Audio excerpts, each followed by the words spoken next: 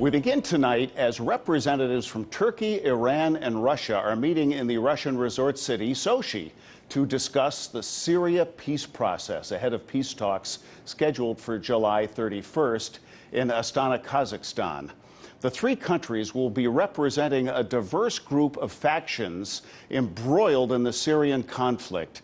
These Sochi talks will cover battlefield issues such as ceasefires and de-escalation zones, as well as returning refugees to Syria and creating a committee for a new Syrian constitution.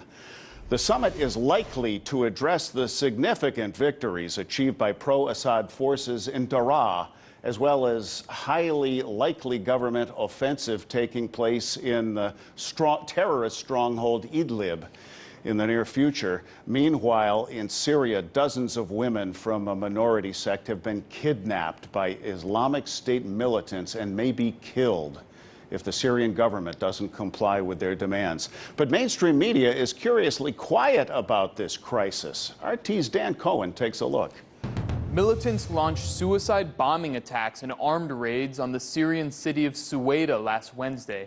More than 200 people belonging to the Druze sect were killed, targeted for their religious beliefs. And reports say the militants seized 36 women and children.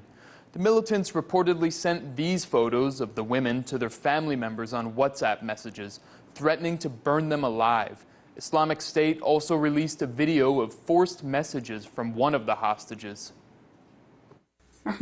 We demand that Bashar al-Assad complies with our demands to release the prisoners and cease military actions on Yarmouk. While the Druze women remain in ISIS captivity, their plight has received minimal coverage in Western media.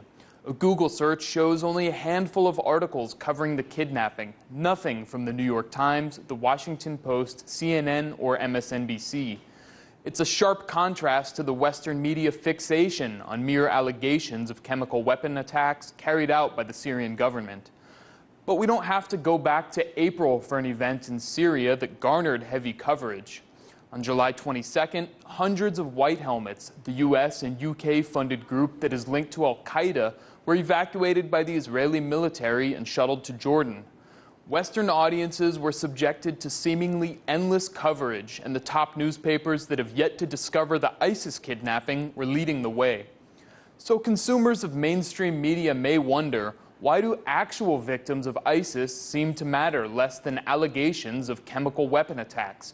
Reporting in Washington, Dan Cohen, RT. Hey YouTube, thanks for checking out our channel. We hope you enjoyed the video.